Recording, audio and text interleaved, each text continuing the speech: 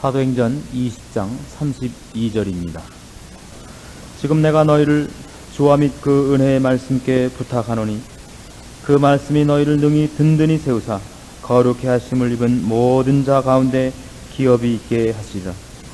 내가 아무의 은이나 금이나 의복을 탐하지 아니하였고 너희 아는 바에 이 손으로 나와 내 동행들의 쓰는 것을 당하여 범사에 너에게 모본을 보였느니 곧 이같이 수고하여 약한 사람을 돕고 또 주 예수의 친히 말씀하신 바 주는 것이 받는 것보다 복이 있다 하심을 기억하여야 할지니라. 이 말을 한 후 무릎을 꿇고 저희 모든 사람과 함께 기도하니 다 크게 울며 바울의 목을 안고 입을 맞추고 다시 그 얼굴을 보지 못하리라 한 말을 인하여 더욱 근심하고 배에까지 그를 전송하니라. 38절 말씀까지. 성경이 개인적인 신앙생활하는 모든 신자에게와 교회에 흉악한 일이 앞에 노출되어 있는 것과 저들을 대적하는 무기로 말씀을 주셨다 하는 대목을 오늘까지 세 번째로 생각을 합니다. 신앙이라는 것은 보통 일반인들이 생각하는 것과 성경이 주장하는 것과 상당한 거리가 있습니다. 오늘 아마 그것을 더욱 여러분이 크게 확인해 보실 수 있으리라 믿습니다. 우리가 보통 신앙이라는 것을 기대하고 일반적인 관점에서 생각을 할 때는 내가 할 수 없는 것, 그리고 내가 가장 절실히 필요로 하는 것을 얻어내는 어떤 신비한 묘방이라고 생각하기 마련입니다. 그래서 뜻밖에도 많은 이 예수를 믿는 신자들 속에서도 그 신앙이 주께 맡기는 싸움이 되는 경우가 허다합니다. 주께 맡기는 싸움이라는 것은 그것 자체로 틀린 것은 아닙니다만은 그 주께 맡긴다는 신앙의 자세 속에는 정당한 것이 있을 수도 있고 정당치 못한 것이 있을 수도 있습니다. 주께 맡긴다는 것은 1차적으로 하나님께서 우리를 향하여 갖고 계시는 그의 사랑과 베푸시는 은혜와 그리고 우리를 향하여 갖고 계시는 뜻이 실패될 수 없다는 것을 믿는 것입니다. 그러나 그것이 그래서 우리가 가만히 있어도 된다는 식으로 맡긴다는 것은 성경이 얘기하는 것과 다릅니다. 그래서 이 문제의 오해의 대표적인 사건 중에 하나가 출애굽기 14장에 나오는 홍해를 건너는 사건이 나옵니다. 출애굽기 14장 10절입니다. 구약 성경 103페이지 출애굽기 14장 10절입니다. 때는 모세가 이스라엘 백성을 애굽에서부터 구원해서 이제 가나안을 향하여 출발한 지점입니다. 앞에는 홍해가 가로놓여 있고 마음이 바뀐 바로는 군사를 이끌고 이스라엘 백성을 다시 빼앗으려고 추적해 오고 있는 장면입니다. 바로가 가까워 올 때 이스라엘 자손이 눈을 들어본즉 애굽 사람들이 자기 뒤에 미친지라. 이스라엘 자손이 심히 두려워하여 여호와께 부르짖고 그들이 또 모세에게 이르되 애굽에 매장지가 없으므로 당신이 우리를 이끌어내어 이 광야에서 죽게 하느뇨? 어찌하여 당신이 우리를 애굽에서 이끌어내어 이같이 우리에게 하느뇨? 우리가 애굽에서 당신에게 고한 말이 이것이 아니뇨? 이르기를 우리를 버려두라. 우리가 애굽 사람을 섬길 것이라 하지 아니하더니 애굽 사람을 섬기는 것이 광야에서 죽는 것보다 낫겠노라. 모세가 백성에게 이르되 너희는 두려워 말고 가만히 서서 여호와께서 오늘날 너희를 위하여 행하시는 구원을 보라. 너희가 오늘 본 애굽 사람을 또 다시는 영원히 보지 못하리라. 여호와께서 너희를 위하여 싸우시리니 너희는 가만히 있을지니라. 이게 맡기는 싸움입니다. 그러나 이것이 어떤 장면이고 무엇을 설명하는 것인가 하는 것을 정확히 할 필요가 있습니다. 늘 말씀드리는 바와 같이 구원이라는 것은 굉장히 넓고 깊은 내용을 포함하고 있습니다. 구원에는 세 가지 국면이 있습니다. 완료형의 시제로 말하는 구원을 받은 것이 있고, 진행적으로 말하는 구원을 받고 있는 지금의 진행 과정이 있고, 미래적인 완성을 약속하는 구원을 받을 것이 있습니다. 다른 식으로 설명을 하자면 구원은 받은 것이고 그리고 받아야 되는 것입니다. 받은 것이라는 것은 신분적인 차원입니다. 우리는 죄인이었고 하나님을 몰랐고 지옥에 갈 신분으로부터 하나님의 사랑을 받아 예수 그리스도의 십자가로 말미암아 예수를 믿어 하나님의 자녀가 되었습니다. 우리의 운명을 바꿀 자가 없고 그리스도 예수 안에 있는 하나님의 사랑으로부터 우리를 끊을 자 없습니다. 이것은 확보된 것이고 거기에 덧붙일 것도 없고 거기서 무엇이 감소될 것도 없습니다. 그러나 이것은 마치 한 생명이 출생하는 것이 끝이 아닌 것 같이 출생한 생명이 자라나야 되는 것 같이 그 다음 책임을 수반합니다. 그래서 신분의 변화가 수준의 변화를 의미하는 것은 아닙니다. 수준의 변화는 우리가 마땅히 짊어져야 하는 책임입니다. 출생한 모든 생명은 자라나가야 되고 성숙해야 되고 온전해질 개인적인 책임을 져야 됩니다. 출애굽기 14장에 등장한 이 하나님께서 싸우시는 싸움은 바로 구원의 완료형 시제에서 나타난 바와 같은 하나님께서 하시는 작업을 의미합니다. 신분의 변화를 의미합니다. 우리는 죄인 됐던 자리에서 하나님에게 의논하거나 부르짖은 적 없이 하나님께서 우리를 예수 그리스도의 십자가로 구원해 내십니다. 우리가 다 예수 그리스도를 향하여 돌을 던졌고 예수 그리스도를 십자가에 못 박으라고 외친 사람들입니다. 하나님이 우리랑 의논하고 예수를 보내시지 않았고 우리와 의논하고 십자가를 준비하시지 않습니다. 마치 이 사건 속에서 모세를 보낼 때 하나님이 이스라엘 백성의 요청에 의해서 모세를 보내지 않는 것과 같습니다. 하나님이 준비하시고 하나님이 보내시며 하나님이 바로를 물리치시고 이스라엘 백성을 구원하십니다. 그러나 그 다음 단계를 설명하는 민수기 13장을 보시면 금방 그 차이를 구별하시게 됩니다. 민수기 13장 구약성경 217페이지입니다. 민수기 13장 25절 이하입니다. 이때는 홍해를 건너서 광야를 통과하여 가나안 입국을 목전에 두고 있는 때입니다. 들어가서 얻을 땅에 정탐꾼을 먼저 보냅니다. 12명의 정탐꾼이 들어가서 그 땅을 살펴보고 돌아와 보고하는 장면입니다. 25절 40일 동안의 땅을 탐지하기를 마치고 돌아와 바란 광야 가데스에 이르러 모세와 아론과 이스라엘 자손의 온 회중에게 나와 그들에게 회보하고 그 땅 실과를 보이고 모세에게 보고하여 가로되 당신이 우리를 보낸 땅에 간즉 과연 젖과 꿀이 그 땅에 흐르고 이것은 그 땅의 실관이이다. 그러나 곧 그 땅 거민은 강하고 성읍은 견고하고 심이 클 뿐 아니라 거기서 아낙 자손을 보았사오며 아말렉은 남방 땅에 거하고 헤딘과 여부스인과 아모리인은 산지에 거하고 가나안인은 해변과 요단가에 거하더이다. 갈렙이 모세 앞에서 백성을 안둔시켜 가로되 우리가 곧 올라가서 그 땅을 취하자 능히 이기리라 하나 그와 함께 올라갔던 사람들은 가로되 우리는 능히 올라가서 그 백성을 치지 못하리라. 그들은 우리보다 강하니라 하고 이스라엘 자손 앞에서 그 탐지한 땅을 악평하여 가로되 우리가 두루 다니며 탐지한 땅은 그 거민을 삼키는 땅이요 거기서 본 모든 백성은 신장이 장대한 자들이며 거기서 또 네피림 후손 아낙 자손 대장부들을 보았나니 우리는 스스로 보기에도 메뚜기 같으니 그들이 보기에도 그와 같을 것이니라. 앞에 있었던 출애굽기 14장에 나타났던 이스라엘의 불평과 민수기 13장 여기에서 보는 이스라엘 백성의 그 불평과 절망은 비슷합니다. 앞에 있었던 홍해를 건너는 사건에서는 하나님께서 이스라엘 백성의 반응과 상관없이 신앙적인 태도와 상관없이 저들을 위하여 하나님께서 친히 싸우시고 홀로 싸웁니다. 이스라엘 백성은 가만히 서서 구경만 합니다.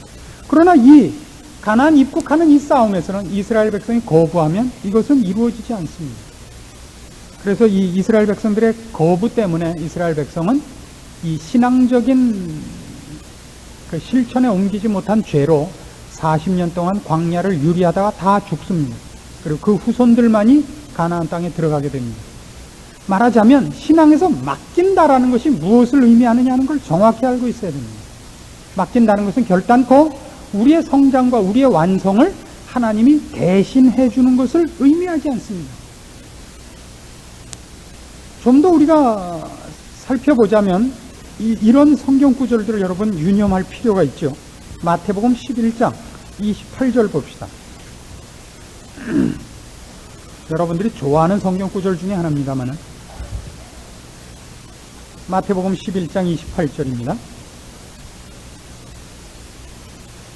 수고하고 무거운 짐진 자들아 다 내게로 오라 내가 너희를 쉬게 하리라. 쉬게 하리라 그랬습니다마는 짐을 대신 져준다는 없습니다. 나는 마음이 온유하고 겸손하니 나의 멍에를 메고 내게 배우라. 그리하면 너희 마음이 쉼을 얻으리니 이는 내 멍에는 쉽고 내 짐은 가벼움이라. 짐을 대신 져주는 적이 없으니까 짐을 다 갖다 네 짐을 갖다 주께 맡겨라는 사실상은 성경적 약속이 아닙니다. 짐을 벗어던지는 주님이 우리 짐을 대신 져주는 신앙적인 도는 없습니다. 짐을 어떻게 지는가를 가르쳐주는 법은 있습니다. 그래서 말씀입니다. 뭐가 아니고요. 주문이 아니고 주문과 부적이 아니고 말씀이라고요. 어떻게 짐을 질 것인가를 알기 위해서 여러분이 설명서를 잘 읽으셔야 됩니다. 여러분이 어떻게 신앙생활을 잘해야 되는지를 필요로 한다면 성경을 잘 읽으셔야 됩니다. 그걸 잘 읽으면 짐이 없어지는 것이 아니라 그걸 잘 읽으면 그 짐을 어떻게 져야 하는가를 배우시게 됩니다. 신앙생활은 결단코 우리에게 어려운 일이 생기지 않는다거나 혹 어려운 일이 생겼을 때 그걸 이렇게 저렇게 하면 없어진다고 약속하는 데는 없습니다. 그런 의미에서 지금 최고로 기독교 신앙을 방해하는 자들은 배로야파죠. 의심할 여지 없이 배로야파입니다. 왜요? 저들은 신앙이 좋으면 병도 안 걸린다 그러니까요. 모든 병은 믿음이 약할 때 들어오는 귀신의 탓이다 그럽니다. 그건 틀린 말입니다.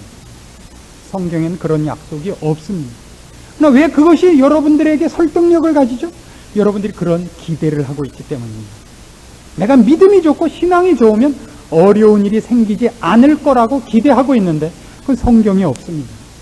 제가 누가 하도 그래서 어디 있냐 그랬더니 요한계시록 23장에 있다 그래요. 또 찾아보시는 사람이 생길지 몰라서 걱정입니다. 로마서 12장으로 갑시다. 로마서 12장에 가시면 왜 말씀이냐 하는 데 대한 좀 더 직접적인 도움을 받을 구절을 만납니다. 로마서 12장 1절입니다. 신약성경 256페이지입니다. 그러므로 형제들아 내가 하나님의 모든 자비하심으로 너희를 권하노니 너희 몸을 하나님이 기뻐하시는 거룩한 산제사로 드리라. 이는 너희의 드릴 영적 예배니라. 너희는 이 세대를 본받지 말고 오직 마음을 새롭게 함으로 변화를 받아 하나님의 선하시고 기뻐하시고 온전하신 뜻이 무엇인지 분별하도록 하라. 분별해야 됩니다. 내가 결정해야 됩니다. 결정해야 된다는 건 얼마나 다른 문제죠. 어떤 하나의 일이 내 앞에 닥쳐왔는데 그 일을 이렇게 할 것인가 저렇게 할 것인가를 내가 정해서 그 일을 결정한 대로 감수해야 됩니다. 우리는 어떤 기대를 갖고 있느냐면 어떤 큰 일이 생겼을 때 기도를 열심히 하면 그 일이 해결된다고 자꾸 기대를 하지 않습니까? 여러분 자녀가 입시를 눈앞에 두고 있습니다. 어느 학교를 갈 것인가? 어떻게 결정해야 되죠? 적성검사 보시고 모의고사 보셔서 그 적성에 맞고 그 실력에 맞는 학교에 가는 것이 신앙입니다.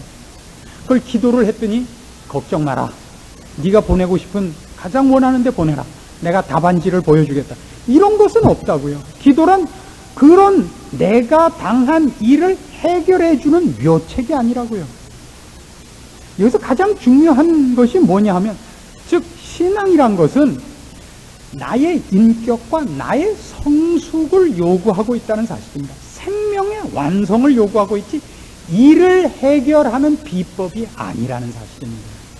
여기에 가장 조심해서 보셔야 될 장면입니다.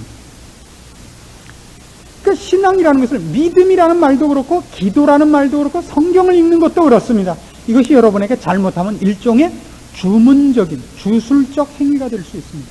기도했다 그러니 낫게 해주십시오. 믿습니다 그러니 해결해 주십시오. 이건 안 됩니다.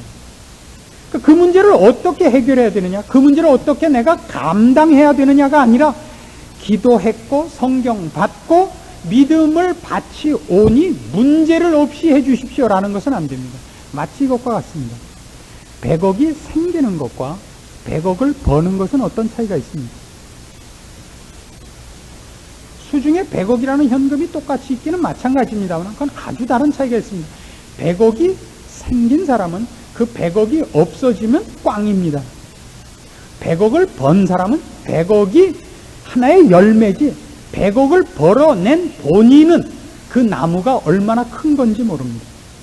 100억이라는 열매를 맺은 나무가 있는 것이고 본체가 있는 것이고 100억이 생긴 사람은 본체 없이 사온 하늘에서 뚝 떨어진 100억이라는 현금만 있을 뿐입니다. 그는 그것을 이제부터 소모할 줄밖에 모르게 됩니다. 그것이 없으면 무너집니다.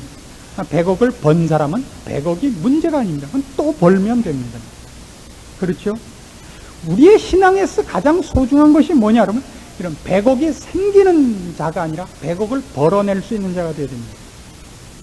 신앙적인 성숙, 신앙적인 지혜, 신앙적인 깊이의 소유자인 한 존재, 인격, 그 깊이를 가진 성숙한 사람이 되어야 되는 것이 목표이지 문제가 일어나지 않는 사람이 되는 것이 신앙이 아닙니다. 그런 의미에서 성경은 신자에게 말씀을 약속하고 있는 것입니다. 말씀을. 그래서 이 말씀을 가졌기 때문에 모든 신자들은 어떤 일을 당했을 때 그 일을 없이 하는 짐을 벗어버리는 싸움으로 가지 않고 모든 기도나 모든 신앙 행위가 그 짐을 어떤 시각과 어떤 목표와 어떤 자세로 지느냐의 싸움으로 갔다는 것을 여러분 발견하게 됩니다. 예를 들면 여러분 또 좋아하시는 빌립보서 4장 13절 같은 말씀이 그렇습니다. 빌립보서 4장 13절입니다. 내게 능력 주시는 자 안에서 내가 모든 것을 알 수 있느니라. 그래서 어떤 사람은 이렇게까지 얘기를 하더라고요. 내게 능력 주시는 자 안에서 내가 모든 것을 해 모든에다가 괄호를 치고 지금 당신이 소원하는 것을 그 괄호에 넣으십시오. 내게 능력 주시는 자 안에서 내가 내 자식을 합격시킬 수 있느니라. 믿습니다. 아멘. 라고 사기를 치는 사람들이 자꾸 늘고 있습니다. 이 구절이 만일 우리가 생각하는 것 같이 그런 식의 구절이라면 우선 사도 바울은 감옥에서 나와야 됩니다. 지금 이 구절을 쓰고 있을 때 사도 바울은 감옥에 갇혀 있습니다.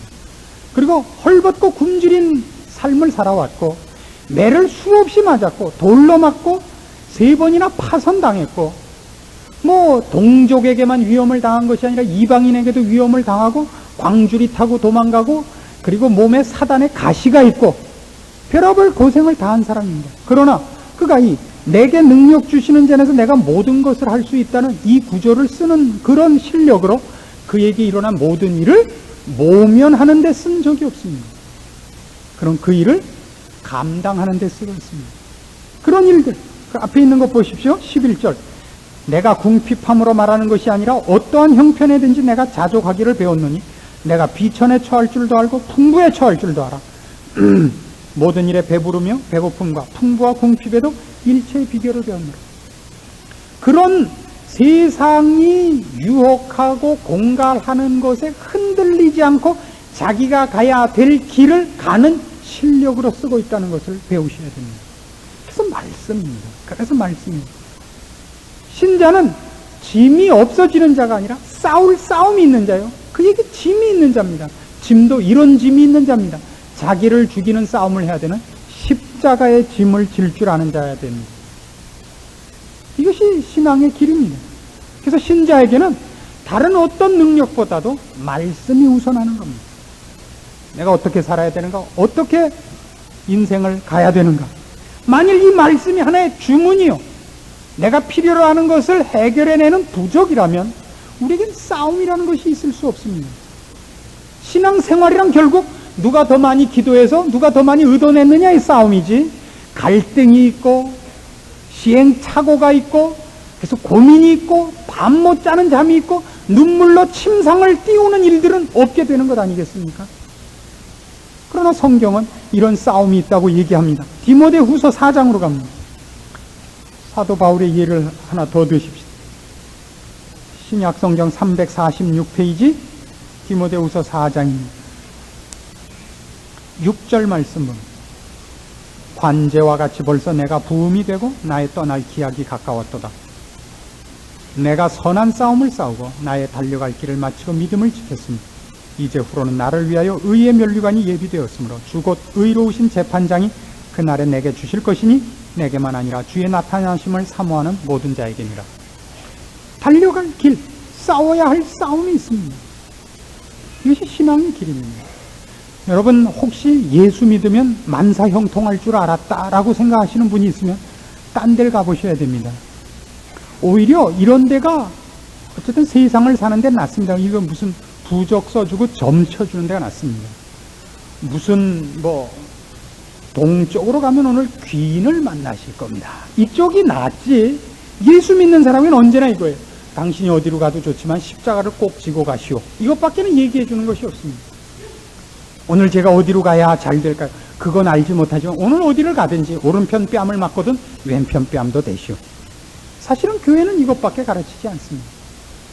내가 어디로 가야 복을 받으며 누구와 친해야 권세를 누립니까에 대해서 전혀 언급이 없습니다.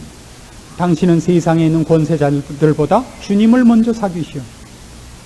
주님 가신 길을 뒤쫓으시오.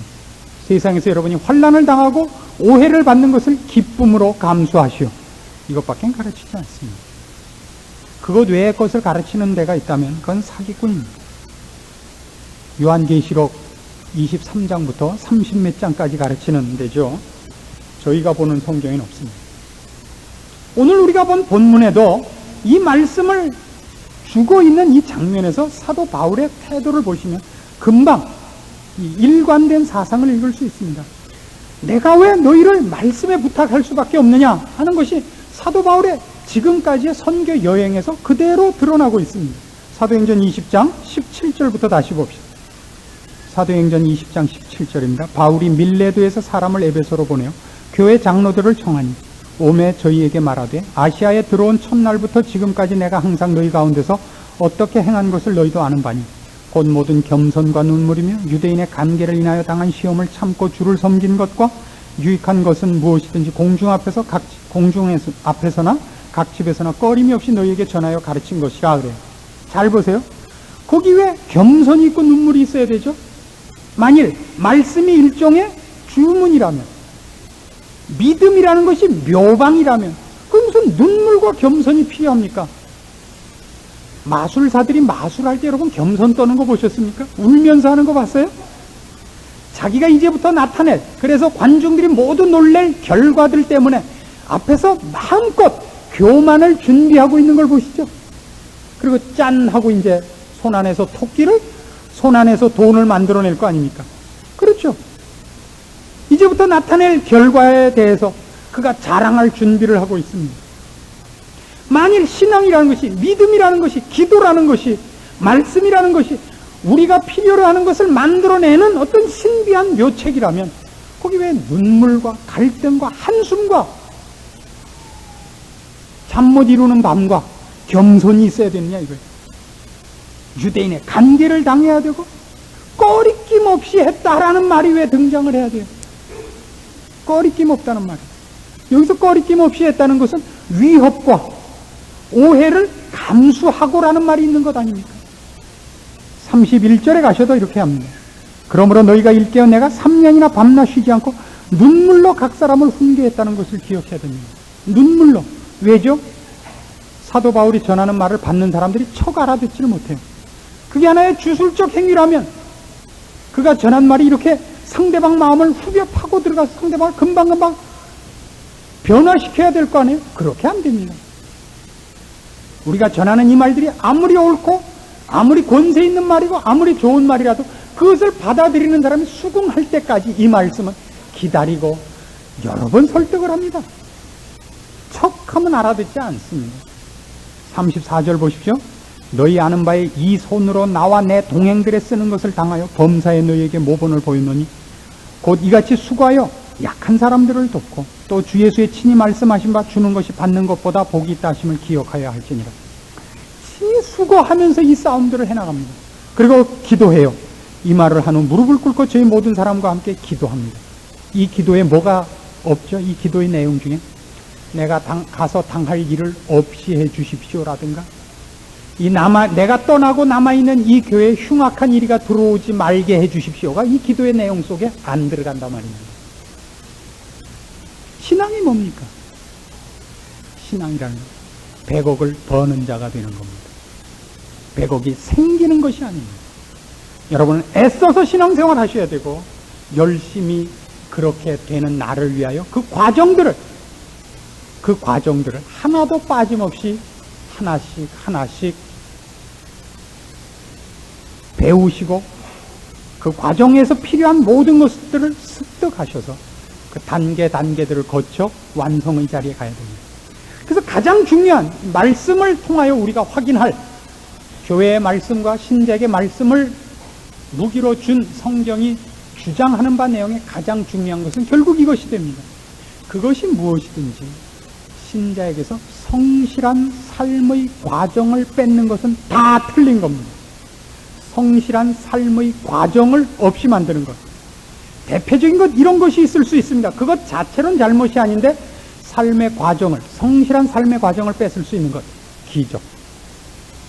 참으로 위험합니다. 기적이 없다는 뜻이 아닙니다. 기적은 있습니다. 하나님이 살아계시고 하나님이 온천한 만물의 주인이신데 왜 기적이 없겠습니까? 그러나 그 기적은 하나님의 하나님 되심과 하나님이 지금도 역사하고 계심을 증명하기 위하여 기적을 도입하실지언정 그 기적이 정당하게 살아야 되는, 성실히 살아야 되는 신자의 성숙의 과정을 뛰어넘도록 의도되는 적은 없습니다. 기적을 바라서 여러분이 닦여지고 만들어져야 되는 신자의 완성의 과정으로 가는 것을 기적을 바라는 마음 때문에 손을 놓게 되면 안 됩니다. 이건 꼭 뭐하고 같으냐면 저희 애가 다니는 이 아주 중학교에 여러 부류의 집에서 오는 아이들이 있을 거 아닙니까? 그 중에서 망고 강산으로 공부하는 애들이 누구냐 하면 부모가 부자인 사람들이랍니다. 얘네들은 부모가 물려줄 재산을 어떻게 쓸 것인가 밖에는 별 관심이 없다 그럽니다. 이게 물론 전부 맞는 얘기는 아니겠죠. 저희 애한테 들은 거니까 꼭 맞겠습니까만은. 그래서 거기에 물들어 가지고 우리 아들과 딸이 어느 날 심각하게 저와 제 아내에게 물었습니다. 아버지와 어머님은 돌아가실 때 저희에게 무엇을 남겨주실 겁니까?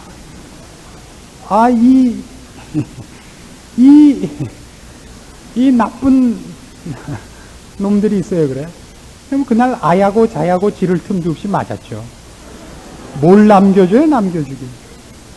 그러니까 말하자면 우리의 신앙이 내가 이제 예수를 믿었으니 주께 기도해서 기도하면 100원어치 올게 100억원어치 오고, 그렇죠? 조그만 차 탈게 큰 차로 변하고, 이런 식으로 기대되는 거라면 여러분 아주 잘못 짚고 있는 겁니다. 아주 헛다리 짚고 있는 겁니다. 그런 신앙의 차원에서는 빨리 벗어나십시오. 아니고 고집 부리고 싶으면 그렇게 얘기하는 곳으로 가셔서 같이 좋아하다 망하십시오. 성경은 거기에 대한 아무런 약속이 없기 때문입니다.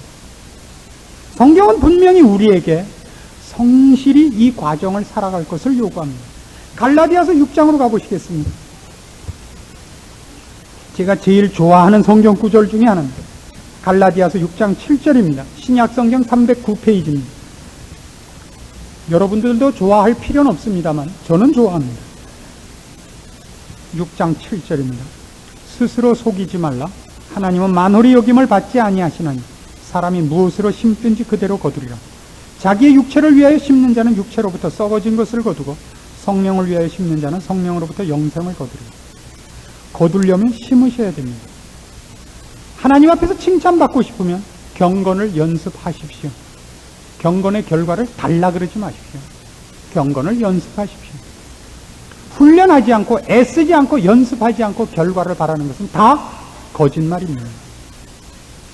믿으니까 라는 것은 핑계도 되지 않고 조건도 되지도 않고 이유가 되질 않습니다. 열심히 노력하셔야 됩니다. 모든 다른 것이 그렇듯이 영어에는 왕도가 없습니다. 수학에는요, 그럼 수학에도 왕도가 없습니다. 과학은요. 그것도 왕도가 없습니다. 하는 사람이 이깁니다. 왕도가 있는 게 있죠. 뭐죠? 잠은 잘수록 늘고 노는 건 놀수록 더 그렇게 됩니다. 게으름은 왕도가 있습니다. 그건 따로 노력하지 않아도 됩니다. 모든 사람에게 유익한 것은 연습하셔야 됩니다. 그래서 바로 이 기적과 함께 우리가 조심해야 되는 많은 것들, 그 속엔 믿음도 속하고 은사도 속합니다. 그런 것들이 여러분을 성실한 신자로서의 훈련의 삶을 포기케 한다면 그건 언제나 틀린 겁니다. 똑같이 종말론이 그렇습니다. 요즘 우리 주변에 이 예수님 다시 오시는 날짜에 대한 소문이 많이 돌아다닙니다. 제일 빨리 예언된 것은 92년에 오신다는 거고, 97년에 오신다, 99년에 오신다, 이런 설들이 무성합니다. 저는 모릅니다. 주님도 모르신다 그랬습니다. 아는 사람들은 뭐 보고 아는지 모르겠는데 자기들 말로는 해답 보고 안다 그럽니다. 마태복음 24장으로 가보십시오. 왜 주님 다시 오시는 날을 주께서 함구하셨는가? 왜 몰라야 되는가? 이런 깊은 이유가 있기 때문입니다. 마태복음 24장 36절입니다. 그러나 그날과 그때는 아무도 모르나니 하늘의 천사들도 아들도 모르고 오직 아버지만 아시느니라. 노아의 때와 같이 인자의 임함도 그러하리라. 홍수 전에 노아가 방주에 들어가던 날까지 사람들이 먹고 마시고 장가들고 시집가고 있으면서 홍수가 나서 저희를 다 멸하기까지 깨닫지 못하였으니 인자의 임함도 이와 같으리라. 분명히 누구도 모른다고요? 천사들도 모르고 아들도 모릅니다. 주님 자신도 모르고 누구만 아신다고요? 아버지만 압니다. 중요한 것은 거기에 어떤 낌새를 찰 만한 징조가 없다는 사실입니다. 세상 사람들이 볼 때 정말 말세구나, 주님이 곧 오시겠구나라는 어떤 징조가 없답니다. 게다가 40절 보세요. 그때 두 사람이 밭에 있으며 하나는 데려감을 당하고 하나는 버려둠을 당할 것이요 두 여자가 매를 갈고 있으며 하나는 데려감을 당하고 하나는 버려둠을 당할 것이니라. 여기 데려감을 당하는 자와 버려둠을 당하는 두 사람이 똑같은 일을 하고 있었다는 걸 주의해서 보십시오. 데려감을 당하는 자도 그때까지 주님이 지금 오실 거라는 걸 몰랐기 때문에 뭘 하고 있죠? 세상 사람과 똑같이 세상적인 일을 하는 것이 아니라, 영적인 원리에서 세상적인 일을 하는 것이 아니라 삶의 자기 책임을 하고 있다고. 이게 중요합니다. 이 모든 날짜를 예언하는 사람들의 최고의 틀린 점이 뭐냐 그러면 그들이 언제 오신다라는 말 때문에 우리들로 하여금 성실한 삶의 과정을 손 놓게 한다는 데 있습니다. 만일 예수님께서 한 달 뒤에 오신다, 그럼 여러분 당장 뭘 하겠습니까? 7월 4일 날 오신다 그러면 어떻게 하시겠습니까? 여러분 직장 다니겠어요? 애들이 공부하겠어요? 한 달 있으면 주님 오실 건데 뭐 미쳤다고 영어 공부하고 있으며 뭐 미쳤다고 회사 나가겠어요? 뭐 하겠어요? 다 두들겨 먹고 퍼져 있겠죠. 성경이 우리에게 요구하는 건 그겁니다. 주님이 오시는 날까지, 아니 그것 이전에 신자의 신앙적인 자세는 어때야 되느냐? 종교적인 일을 하고 있을 것이 아니라 세상에서 그가 맡은 삶을 살면서 종교인다워야 되는 겁니다. 매를 갈고 있고 밭을 갈고 있고 회사에서 일하시고 자식 키우고 지지고 볶고 있으십시오. 그 일을 성실히 수행하면서 그 일들 속에서 목표를, 하늘나라를, 원리와 자세를 신자답게 하는 싸움을 해야 됩니다. 내일 주님이 오셔도 오늘까지 내가 할 일을 해야 됩니다. 학생들은 공부하시고 어머니들은 가정을 지키시고 남편들은 직장에 나가서 열심히 땀 흘려 일하십시오. 내일 주님이 오신다 할지라도. 내일 주님이 오십니다. 여러분 다 모여서 우리 기도합시다. 이거 가짜입니다. 신앙은 그렇게 안 옵니다. 그런 것이 신앙이 아닙니다. 신앙은 성실히 사는 데 있습니다.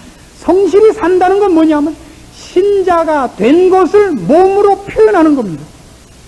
하나님을 두려워하고 하나님을 사랑하는 것을 세상 사람과 똑같은 조건과 환경과 일반적인 사건 속에서 증거하십시오. 종교화시키지 마십시오. 그러기 위해서 말씀이 있어야 됩니다. 무엇이 하나님이 좋아하시는 건가? 하나님은 하나님의 영광을 어떤 모습으로 나타내는가 아셔야 됩니다. 바울의 환난과 고통을 음미해야 되고 주님이 십자가를 지신 것을 잊지 않아야 됩니다. 하늘의 미랄이 땅에 떨어져 썩어야 되는 것을 배워야 하고 주님께서 매 맞으신 것으로 우리가 나음을 입었다는 말씀을 기억해야 됩니다.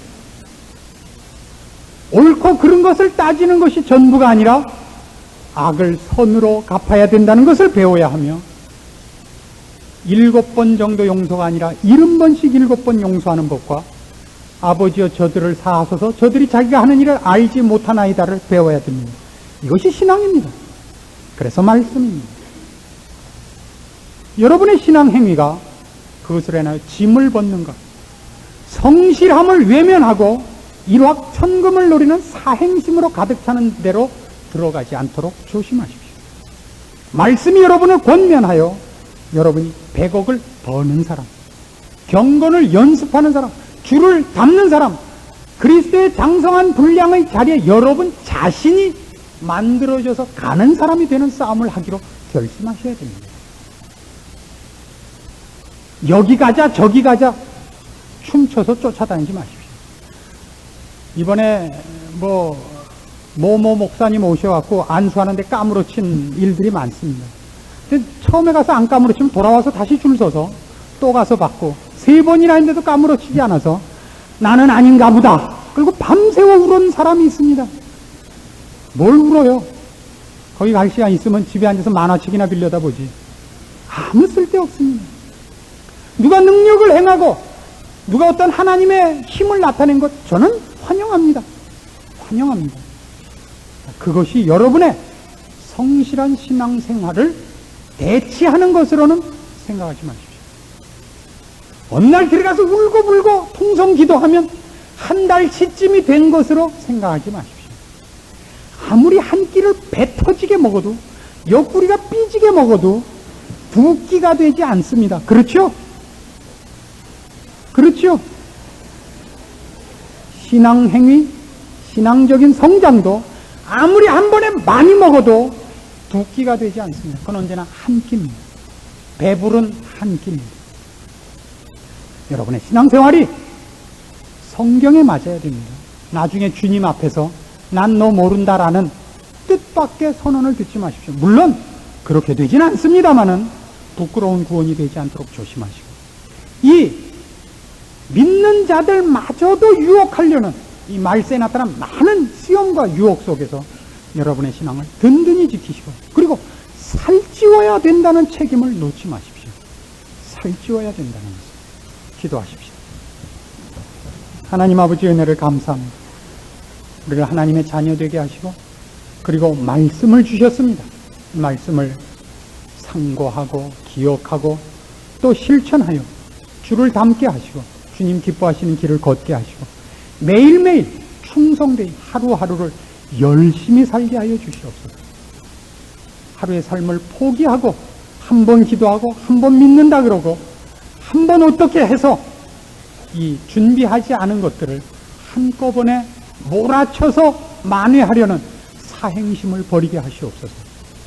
손에 쥐는 싸움이 아니라 내가 변하는 싸움이요 내가 충만해지는 싸움인 줄 기억하게 하사 인내와 충성과 성실함을 간직하고 돌아가게 하시옵소서. 예수님의 이름으로 기도합니다. 아멘.